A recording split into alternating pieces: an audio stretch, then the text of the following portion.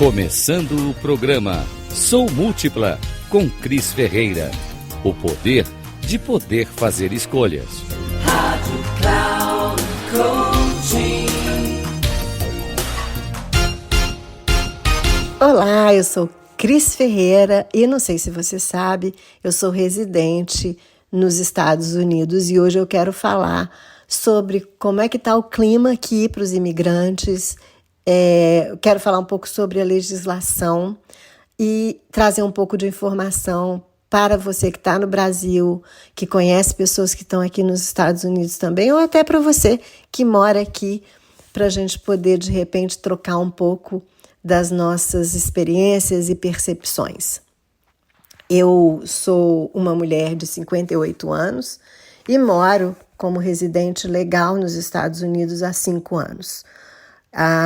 O meu status de residente legal se deu porque eu me casei com meu atual companheiro há 5 anos e por conta desse casamento, né, você tem então o direito de pedir a residência, obviamente, porque eu moraria com meu marido e esse status de residente me dá todos os direitos de praticamente um cidadão. Eu só não posso votar nesse país, mas após 5 anos de green card eu posso inclusive pedir a cidadania se eu assim desejar.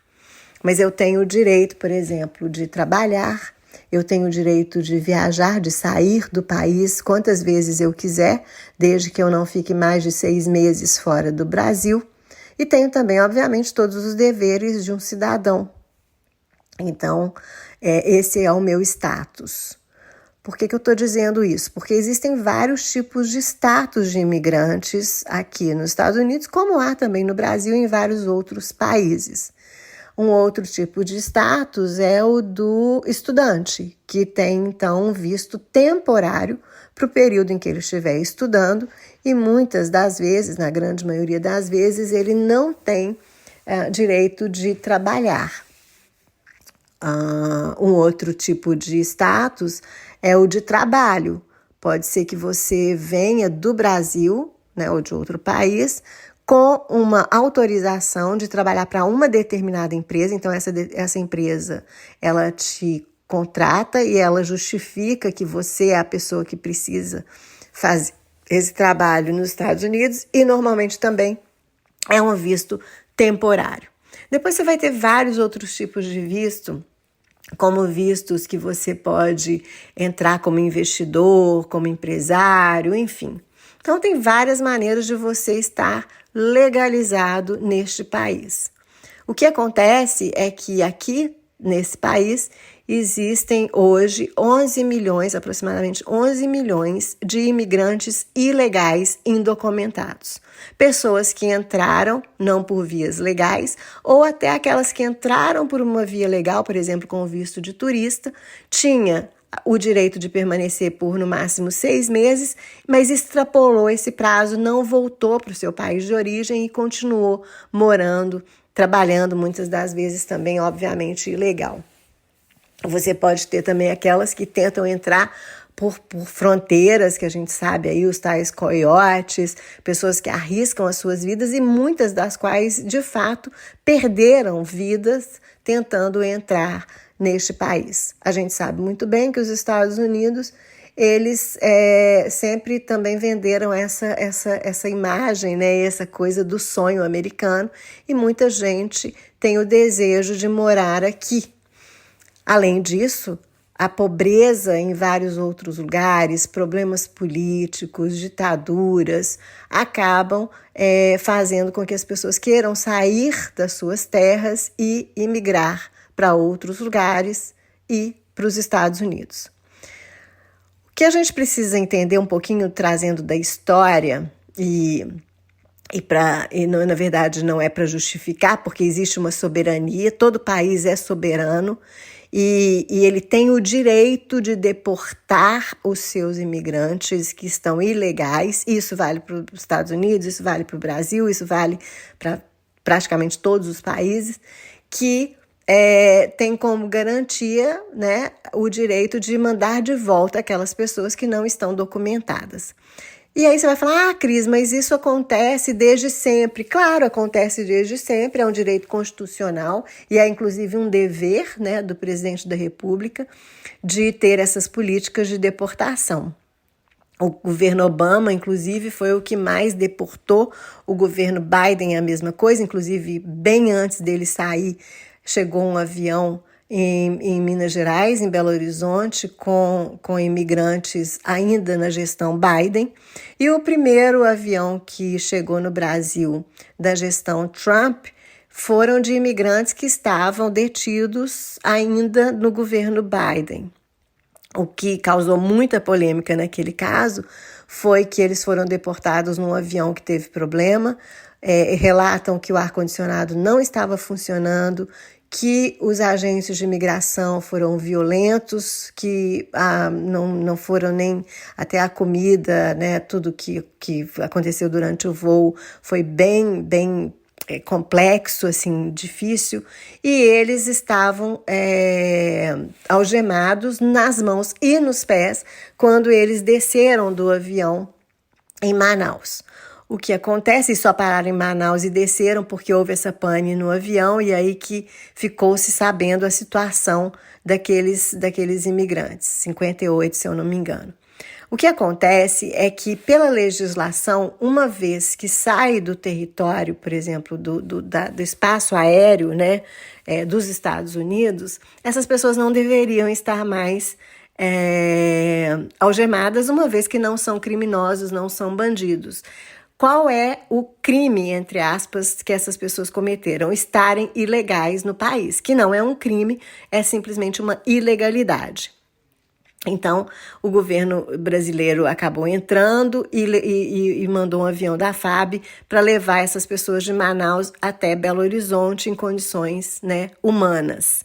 Porque, falando em condições humanas, a gente precisa lembrar que existe a ONU e os tratados entre os países que fazem parte da ONU que garantem os direitos humanos dessas pessoas e de todos os cidadãos. E para isso, então, eu queria trazer aqui a primeira, a quinta e a 14ª emenda da Constituição americana, que traça as questões, então, de proteção dos direitos civis e o limite do poder do governo. A primeira emenda é a emenda que trata da proteção da liberdade de expressão, a liberdade de imprensa, a liberdade de religião, né, de expressão religiosa, e trata também da proteção dos direitos, né, de que seja feito tudo de forma pacífica e o limite, então, dos poderes do governo. A quinta emenda, ela inclui a cláusula de processo devido, né? E que requer, então, uma proteção do governo que seja igual para todos os cidadãos e garante, inclusive, a proteção de direitos em casos de crimes, porque a gente sabe que também há, né, a questão dos direitos humanos, mesmo no caso de pessoas que cometeram crimes. A 14ª emenda inclui a cláusula de igualdade e que requer, então, do Estado práticas de proteção também de igualdade, aqui igualdade de gênero, de raça e tudo mais. E define, também nessa 14ª emenda, define que os bebês nascidos em território nacional nos Estados Unidos, elas são naturalizadas, elas têm a cidadania americana. O que acontece é que o propósito dessa primeira, quinta e 14ª emendas é assegurar, né, que as pessoas tenham um tratamento justo e que os seus direitos sejam assegurados sem que haja um superpoder do governo e que ele que ele rasgue, vamos dizer assim, que ele não cumpra, né, o que está na Constituição. Então, a grande questão que está acontecendo com o governo Trump é o que pode estar indo contra o que já está na Constituição, afetando os direitos dos seres humanos. Então, práticas de prisões arbitrárias, né? O Trump autorizou a entrada, inclusive, dos agentes de imigração que estão prendendo essas pessoas, entrando nas igrejas, em hospitais, em escolas, né, exigindo de diretores de escola, de líderes religiosos, dos profissionais da saúde, que inclusive apresentem, né, quem são as pessoas ilegais, coisa que eles não podem fazer por uma questão de direito, né, de privacidade. Então, essa é uma questão muito séria, porque a violência está muito grande. E com isso, a gente tem também um discurso de ódio contra os imigrantes, em que parece, né, na fala do presidente, que o imigrante é o agente também de crimes, são as pessoas que cometem crimes, são as pessoas que trazem violência para o país, quando a gente sabe que isso absolutamente não é verdade. E vale a gente lembrar que esse é um país construído por imigrantes. Basta estudar aí as 13 colônias, né, que foram imigrantes que vieram da Europa e que construíram, ou melhor, muitas das vezes você pode até dizer que destruíram muito dessas terras quando disseminaram os povos originários que aqui estavam. Lá, né, no século XV, XVI, e aí a gente precisa estudar um pouco dessa história, entender como que eles foram avançando para o oeste e tudo mais. Não vou entrar aqui nesse mérito, mas vale a pena a gente lembrar que esse é um país construído por imigrantes. E, inclusive, agora há também uma perseguição a estudantes que participaram de movimentos a favor da Palestina, o que também vai contra a questão da liberdade de expressão, né? Então, a gente já está vendo também esse movimento contra estudantes estrangeiros, querendo expulsar esses estudantes do país. O que eu quero te dizer é que a gente precisa ter calma nessa hora e a gente precisa entender que os imigrantes têm direito, inclusive, de pedir um advogado, contratar um advogado que seja especializado em direitos humanos, e que a gente também precisa entender que existe um processo, como aconteceu nos outros governos. Você pode até ir preso, mas você tem direito a se defender, você tem direito a trazer provas de que você, né, não está ilegal, ou se você está ilegal, quais são os procedimentos que você está fazendo para poder legalizar, ou então que você tem um tempo mesmo para poder ir embora do país. Para isso, você precisa de uma ordem judicial e não pode ser de forma arbitrária e violenta como está acontecendo. Muitas pessoas estão com medo, inclusive, de falar a sua própria língua em vários espaços públicos, e a gente viu recentemente uma mãe, uma avó e uma criança que foram presas pelos agentes de imigração porque estavam falando espanhol num supermercado, e depois os agentes pediram desculpas. Isso são coisas que a gente torce que não aconteçam mais e que essencialmente, o medo não tome conta de nossas vidas.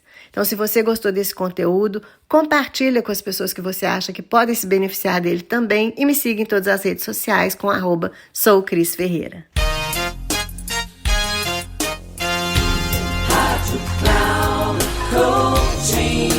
Termina aqui o programa Sou Múltipla com Cris Ferreira. O poder de poder fazer escolhas.